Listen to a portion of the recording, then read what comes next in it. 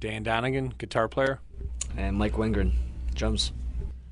I think once we played around locally in the Chicago South suburbs and just building a fan base, we just started writing songs, finding our sound, and we were just the fans were coming out of the big following at a few clubs that we were doing, and it just kind of snowballed from there. We started getting into the city. We had an opportunity to play a showcase called Mob Fest in Chicago, and that was really the big opportunity put in front of the right people at the right time. And it just from there, a couple months after that, we signed our deal, and I think our first big break once we were signed was doing Ozfest in 2000.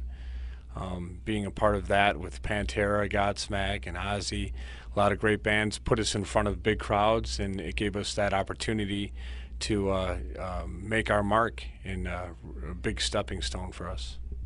I think just growing up, all of us being fans of music and going to concerts and seeing our favorite bands and just seeing the way a crowd would respond to 4 or 5 guys up on stage was exciting. I remember one time early in the start of Disturbed, me and Mike being at a Pantera Typo Negative concert, and we're in the crowd, and we just heard that first opening note of the guitar and how powerful it was, and the way the roar of the crowd was when they heard that. And it's like we just both looked at each other without really even having to say much to each other, but just knowing that, man, we just really wanted to be on that side of the fence. We wanted to have our opportunity someday to be on the stage and have a crowd react that same way when we would play our songs. And that was a big thing of just knowing that we really wanted to do everything it took to get there.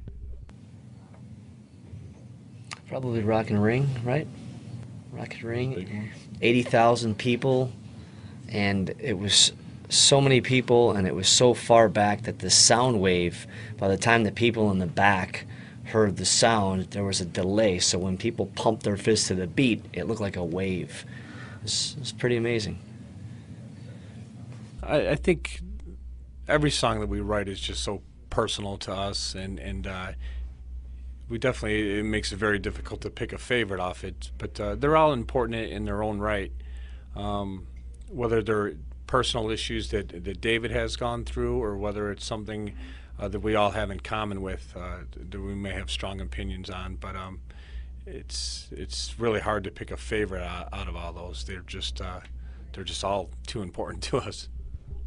God, there's a list of crazy things. Fan of ours throwing up a prosthetic limb on stage for us to sign, and then he took it back. It was a leg, and then he drank beer out of it. Yes. That's probably one of the top ones. Yeah. Another great opportunity. We like being on these festivals because we're usually lined up with other great bands, with Avenged Sevenfold, Stone Sour, Hailstorm, Hell Yeah, all the acts on the second stage. It's just fun. We make some new friends with some of the bands that we've never toured with before, and we see some old friends with the bands that we have toured with before. So I think that little friendly competition of wanting to make your mark at each show too is good. It keeps the fire lit under us to deliver a great show, because we know that everybody wants to win over the fans. So I think everybody wins that way, because we're going to give everything we got to make our mark. We want the fans walking away from the show tonight remembering our performance as being a big highlight.